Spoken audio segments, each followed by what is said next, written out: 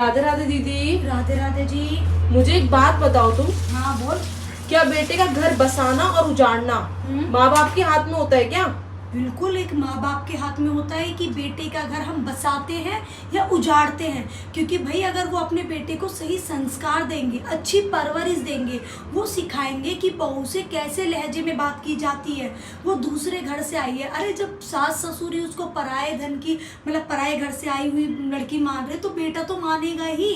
तुम अपने बेटे को बैठ के ये चीज़ समझाओ कि बेटा देख, वो पराये घर से आई हुई लड़की है, वो हमसे उम्मीद करते हैं हम उसे अपनाएंगे, वो अब हमारे घर का हिस्सा है, उस घर का उस पे कुछ नहीं है, उन्होंने बेटी दे दी, सब कुछ दे दिया। जब कोई माँ बाप अपने बेटे को अच्छे संस्कार नहीं देगा, ऐसी बातें नहीं सिखाएगा, तो कौन ही बेटा सही से समझेगा ये बता। उल्टा आजकल पता है क्या हो रहा है, अगर बेटे लोग अपनी बहू पे हाथ उठाते हैं ना, मार पिटाई करते हैं, गाली गलौज करते हैं, उसके मायके वालों के लिए गाली गलौज करेंगे तो माँ बाप खुश होते हैं, बहुत अच्छा लगता है उन्हें, बहू पिट रही है। उल्टा बहू की कमी निकाल निकाल के सोचते दो थप्पड़ और मारे हमारी तरफ से, दो गाली और दे हमारी तरफ से।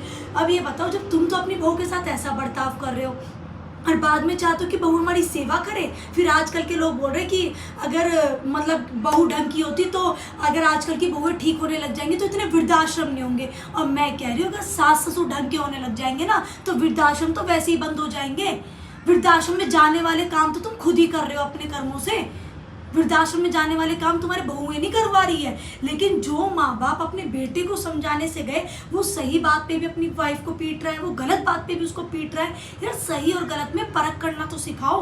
अरे बता, एक माँ बाप अपनी बेटी को कैसे ट्रीट करते हैं, अपने दामाद को तो ये सलाह देंगे बेटा किसी की सलाह गलत सलाह मत मानियो, देख तुम्हारा घर तुम्हारी पत्नी से चलेगा, किसी से ना चलेगा। अब तुम्हारी धर्म पत्नी जो कुछ है इसको लेके चलो दोनों साथ में, तभी तुम आगे भविष्य में खुश रह पाओगे। तो यही सलाह अपने बेटे को भी तो देनी चाहिए कि बेटा वो तेरी अर्धांगिनी है, तेरा आधांग है, तेरी पत्नी, उसके प्रति तेरी जिम्मेदारी बनती है। उसके माँ बाप को जो उसके लिए करना था वो कर लिया, लेकिन अब मैं हमारा और तेरा फर्ज बनता है कि वो खुश रहे, उसके सारे शौक मौज पूरे करे।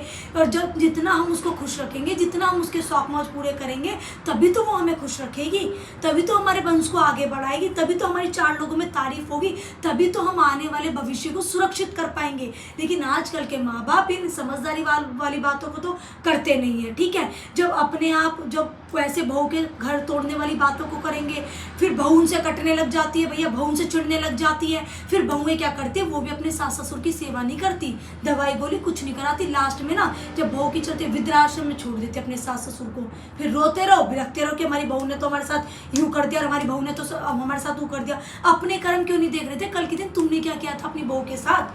तो एक माँ बाप के हाथ में ही होता है।